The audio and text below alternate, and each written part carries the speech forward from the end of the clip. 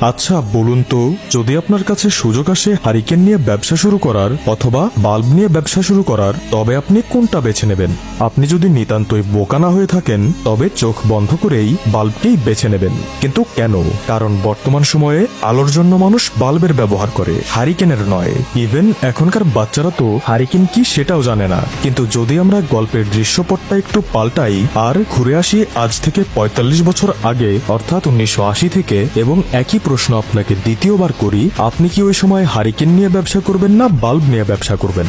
আপনি বলবেন ওই সময়ের মানুষ বাল্ব কি সেটাই তো জানতো না, কারণ তখন তো আর ইলেকট্রিসিটি ছিল না, রাইট?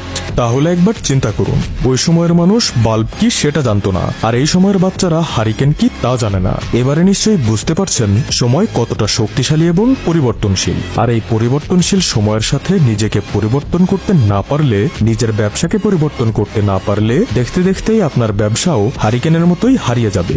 আপনি কি কখনো ভেবে দেখেছেন Bill Gates, Mark Zuckerberg, Jeff Bezos, Steve Jobs, Dhirubhai Ambani, এমনকি আমাদের আকিজউদ্দিন সহ পৃথিবীর প্রায় সমস্ত ধনী ব্যক্তির মাঝে কমনটা কি? কি সেই একমাত্র জিনিস যা তাদের সফলতার পেছনে অক্সিজেন রূপে কাজ করছে? কি কারণে একজন পেট্রোল পাম্পের কর্মচারী, সাধারণ চায়ের দোকানদার, ফেরি করে চানাচুর বিক্রেতা হাজার হাজার কোটি টাকার বিজনেস দাঁড় করাতে পেরেছেন?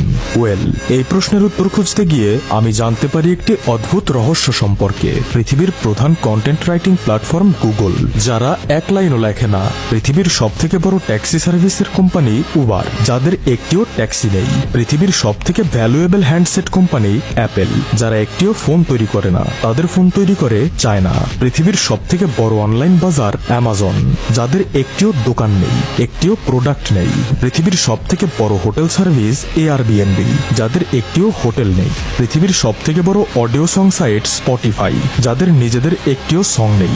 পৃথিবীর সব থেকে বড় ভিডিও কন্টেন্ট প্ল্যাটফর্ম ইউটিউব ও ফেসবুক, যাদের নিজেদের ভিডিও নেই বললেই চলে। পৃথিবীর সব থেকে জনপ্রিয় চ্যাট সাইট হোয়াটসঅ্যাপ, যাদের নিজেদের কোনো স্টোরেজ নেই, আপনার ফোনকেই স্টোরেজ হিসেবে ব্যবহার করে।